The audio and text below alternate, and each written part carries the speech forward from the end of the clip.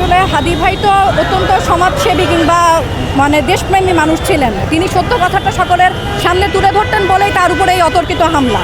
দিনে দুপুরে এ ধরনের হামলা করে অপরাধী দেশের বাহিরে পালিয়ে যাবে, আমরা তো এই পরিস্থিতি দেশের এ ধরনের বিশৃঙ্খলা মেনে নিতে পারি না। আমরা দ্রুত হাদি ভাইয়ের যে তার উপর অতর্কিত আক্রমণ হলো তার আমরা সঠিক বিচার দাবি করছি। তার সঠিক বিচারের দাবিতেই মূলত আমরা রাজপথে নেমেছি। আমরা জনদুর্ভোগ কিংবা জনভোগান্তি সৃষ্টি করতে চাই না।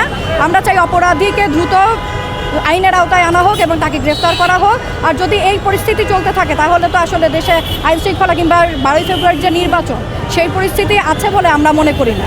আমরা কেউই আসলে হাদি ভাইয়ের এই পরিস্থিতি দেখে আমরা নিরাপদ বোধ করছি না।